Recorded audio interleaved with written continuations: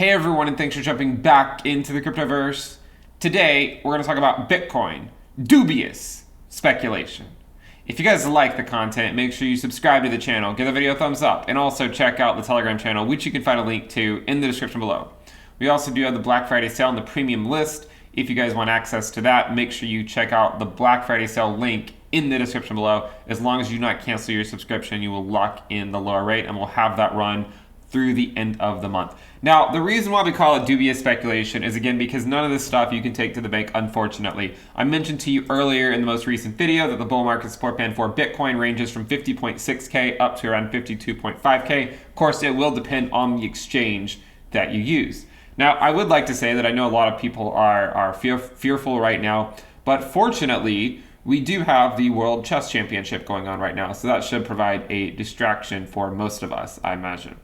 Now, with the bull market support band very close to the current prices, I know a little, I know some people are on edge, right? Some people are on edge because they're like, well, is it going to hold? Is it not?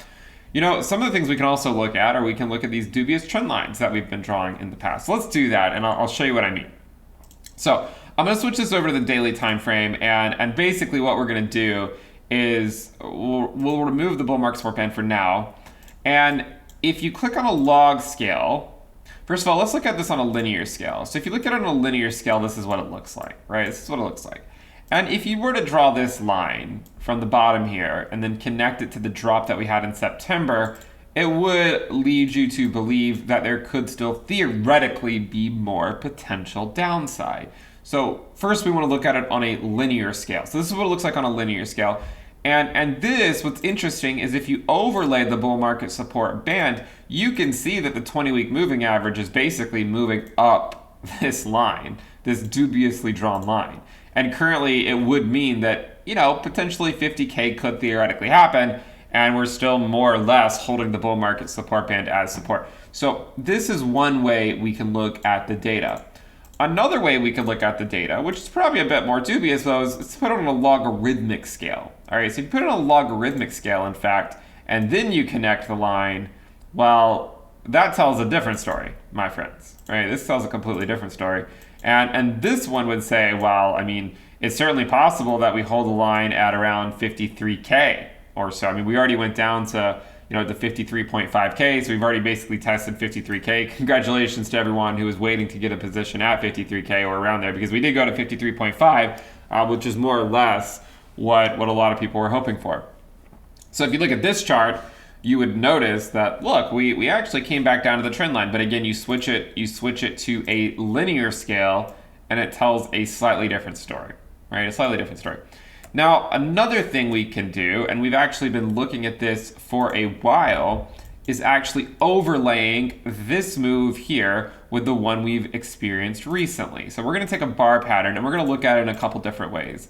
So the first way we've been looking at it was when we put it right here before takeoff. And you can see that when we do it like this, you actually get this move that happened over here a few days after this local top. So the second leg, or let's say the second move here, was a diminished version of the first one. Okay, so we can note that, because if it weren't a diminished version, we should have been able to make it to over $73,000, but we didn't. But it would still have had us go down to more or less the current prices. Now, what's interesting though is that, first of all, it has us doing this potentially, it has us basically at the current price, but not until December 1st. But an interesting thing to look at though is this here was the lowest price during this move. So it was the lowest price during this move down and then the move back up. But this here was not the actual lowest price. In fact, it was this wick over here that took us all the way down to around $39,000. So if we actually shifted this all the way down here to the wick, that's what it looks like. Why is that important? Why is that interesting? Is it interesting? Well, let's take a look. One of the reasons it's somewhat interesting is because if you measure it from the low, okay, the local low, it doesn't really match up early on, but then the peak day is actually, within basically the same exact time that it occurred. And then the move down more or less occurred in a very similar manner. And if you measure it this way, then we're basically doing exactly what Bitcoin did back in late September. Okay. And if it were to emulate that, then we could still be hanging around these prices until, maybe like December 3rd or so. So basically another week we could be at these prices, sort of holding the line.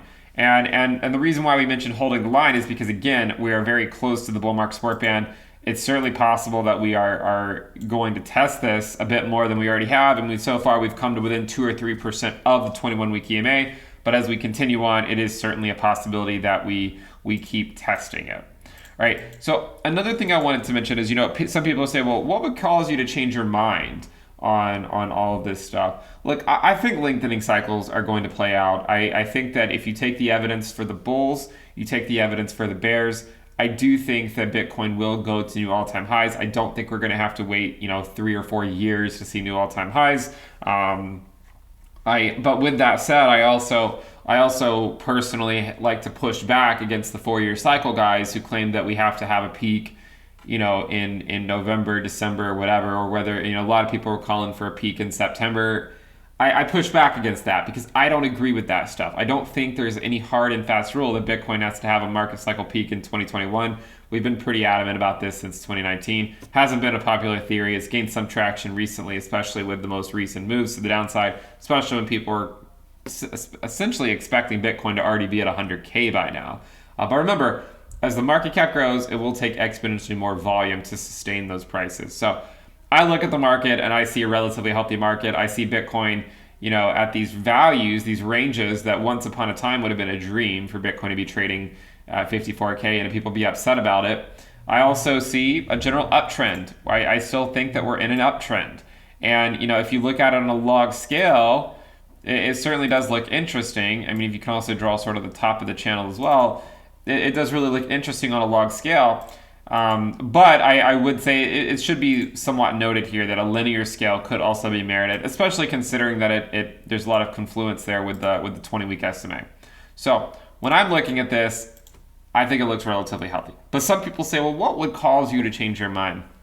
One of the things we've noted before is that historically, anytime Bitcoin holds the line, we don't actually go back below those prices. And you can take this back, I believe until Bitcoin's, when it first came around, even in 2017, that last time we held the line at the bull market support band was more or less the bear market bottom the following year. And every time we hold it as support, we tend to not go below it, at least not on, say, like the weekly time frame.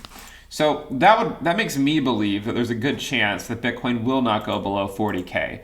Because if it does, then of course it does. I mean, I would argue that at that point it means something is different, and it's not looking that great. I don't think I think Bitcoin still looks relatively strong. I'm not too concerned about Bitcoin going below 40K. But if you wanted my opinion, there's certainly a good chance we hold the bull market support band. Again, we've shown the short-term bubble risk multiple times, and we're noting that, hey, look, it's certainly a good thing that Bitcoin isn't getting super far extended from the 20-week moving average, because then it typically means there's a much higher probability of holding it as support like we did in 2017. Okay, even if we go below the 20-week, I'm still fairly optimistic for this cycle in terms of, hey, if we do go below it, as long as we're not going below 40K, if we go below 40K and we come back down here, then I would say that would probably look pretty bearish if we were to do something like that. But for now, we have the bull market support band that hopefully will help us hold the line. That's where the bulls like to come out and hold the line. Even if we go below it, there have been instances in the past where we get right back above the next week. So again, if you want my opinion on the market, I think that there's a lot of reasons that people are bearish. There's a lot of reasons that people are bullish. But if you take everything into consideration, I think that the market is leaning macro bullish, not macro bearish. And I say that as someone, again, who is very vocal about being bearish back over here and being bullish back over here. I look at it today and I'm pretty bullish in this range, even though I know in the short term when prices are going down, it's certainly not a fun conversation when you're just sort of watching your portfolio drop more or less every single day for the last several weeks. We did experience a similar drop back in September, so it's not like we are completely oblivious to the fact that these types of moves can occur. If we were to take a measured move from the prior top here and look to see how far down we went, so far we went down around 22.42%. This drop that we saw ended at about a 25% drop. If Bitcoin were to go all the way to that 25% mark, it would mean going down to 51.5K and getting into that bull market support band. But I would say, let's see if we hold the line. December's coming up. A lot of times Bitcoin can do relatively well in December. So we'll see what happens, but I would say I do think Bitcoin cycles will ultimately lengthen, as we've been saying for years. We need to put in a new all-time high to prove that's the case, and I would argue that time is on our side. I would also like to say, if you want to pick up a T-shirt, an Into the Cryptoverse T-shirt, I don't really mention them that much on the channel, but we are having a sale right now, so Black Friday 20% off. We even have these new ones, the time is on our side T-shirts. If you prefer dubious speculation or what's a few trillion among friends or whatever, if you want this like a sweatshirt or whatnot, it's cold outside where I am. So check it out. The material is actually pretty soft. My wife likes these shirts, but you also should consider the opportunity cost, right? I mean, I don't want to pretend like there's not an opportunity cost. These $25 T-shirt, if you put that in ETH, there's a good chance, if I'm being completely honest, that the T-shirt will bleed against Ethereum. So keep that in mind. Maybe now's not the best time, but if you do want to, we are having a sale 20% off. I think that more or less wraps it up. We've sort of talked about what we expect, what we think's happening right now. It's pretty normal. We're still above the bull market support band right now. Let's see what happens, right? Remember, we do have the premium list, the Black Friday sale. A lot of people ask me, like, well, what do you get with that? Because I don't really talk about it that much outside of just saying, like, you get these things. But look, I mean, you basically are going to get, daily alerts on the Telegram alerts channel. If you guys think I talk about Bitcoin too much on my YouTube channel, just wait till you see the alerts channel on the premium list.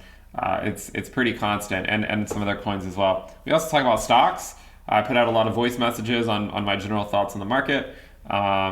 We have charts, so we have a lot of charts that you can access, and you can kind of follow along with what I'm looking at in the market, so you can see all these charts and whatnot. There's a lot of different things that you'll get access to. Make sure you guys check it out, the premium list, into thecryptoverse.com. But if you want the Black Friday sale, you can find that in the description below. Thank you guys for tuning in. Subscribe, and I'll see you next time. Bye.